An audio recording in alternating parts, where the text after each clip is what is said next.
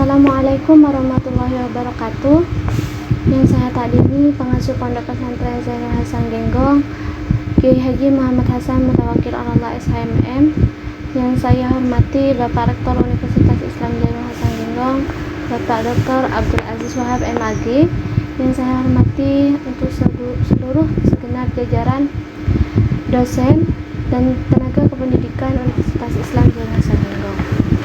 Sebelumnya, perkenalkan, nama saya Siti Hanifah. Saya mahasiswa aktif Program Studi Pendidikan Agama Islam dengan NIM 211201017180. Di sini saya akan mempresentasikan mengenai mazhab fikih Sunni yang tidak berkembang melalui metode Hanafidah. Yang perlu kita ketahui bahwa di balik berkembangnya mazhab-mazhab dari 4 mazhab yang berkembang pada saat ini, atau lebih tepatnya sudah eksis pada saat ini, yaitu ada mazhab Imam Syafi'i, Imam Maliki, Imam Hanafi, dan Imam Hambali. Nah, di balik mazhab tersebut ada beberapa mazhab yang sebelumnya juga pernah eksis atau berkembang dan juga memiliki pengikut yang banyak. Nah, di sini ada 5 mazhab yang dulunya juga pernah eksis, akan tetapi pada saat ini sudah tidak berkembang dan sudah punah diakibatkan banyak faktor. Di sini saya akan menjelaskan. Yang pertama ada Imam Al-Auza'i atau mazhab Al-Auza'i, yakni tokoh pemikirnya adalah Abdurrahman Al-Auza'i.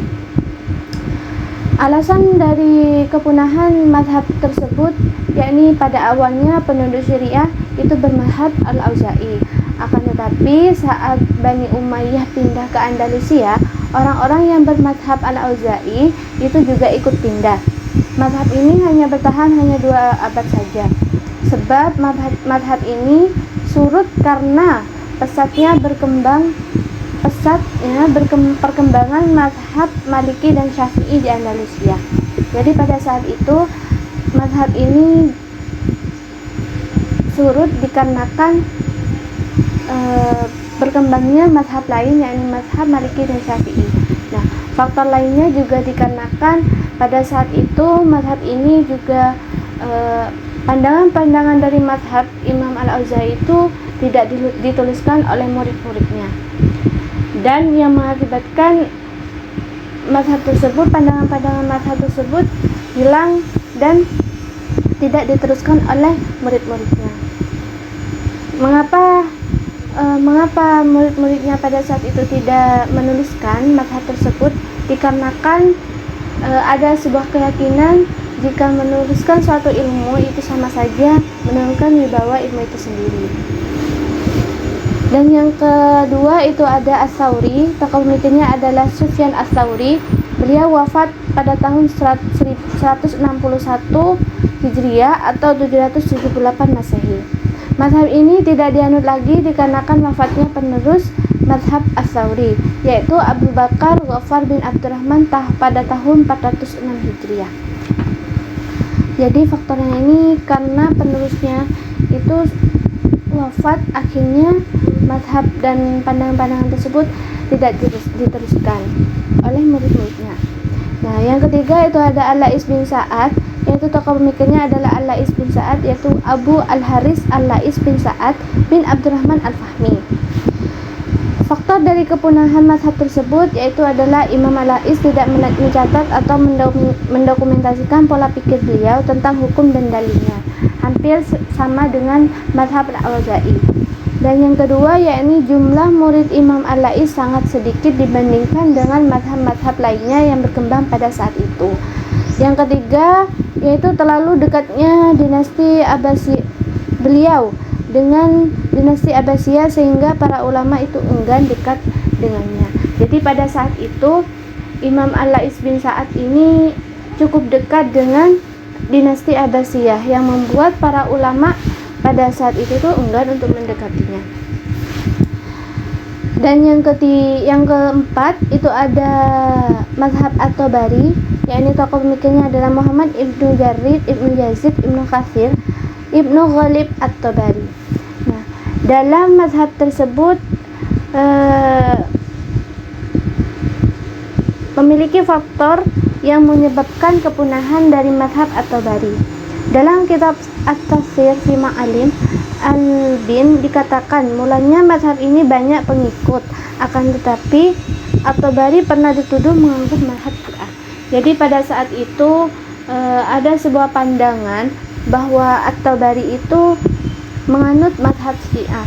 Jadi yang membuat para pengikutnya itu surut dan sudah tidak mengikuti pandangan dari At-Tabari. Dan yang terakhir itu yang kelima, itu ada mazhab Az-Zahiri.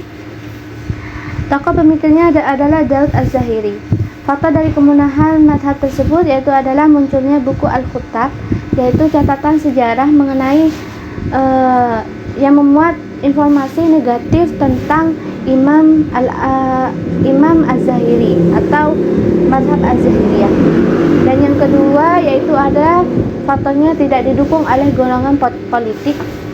Yang ketiga, kurangnya ulama yang meriwayatkan kitab-kitabnya. Jadi faktor dari kepunahan mazhab tersebut bisa disimpulkan menjadi 3. Pertama, tidak diriwayatkan dan tidak dicatat dan juga tidak didokumentasikan pola pikir yang dikemukakan oleh 5 mazhab tersebut. Dan yang kedua yaitu karena tidak ada dukungan dari dinasti atau politik pada saat itu. Dan yang ketiga itu adalah faktor dari wafatnya penerus dari mazhab-mazhab ini. Dan yang keempat itu adalah pengecualian dari mazhab Az-Zahiri dan At-Tabari, yaitu munculnya informasi negatif mengenai mazhab tersebut, seperti adanya fitnah di mazhab At-Tabari itu, bahwa beliau itu menganut mazhab Syiah, dan di Az-Zahiri itu memuat informasi negatif tentang Daud Az-Zahiri. Mungkin itu saja yang bisa saya sampaikan mengenai materi tentang mazhab fikih Sunni yang sudah tidak berkembang. Banyak lagi mazhab-mazhab yang lain yang tidak bisa saya sebutkan dikarenakan setiap mazhab, setiap orang mesti memiliki pandangannya masing-masing. Dan mungkin itu saja yang bisa saya sampaikan dari materi kali ini. Kurang lebihnya mohon maaf apabila ada salah kata. Saya pamit undur diri. Wallahu muwaffiq ila aqwamit thoriq. Wassalamualaikum warahmatullahi wabarakatuh.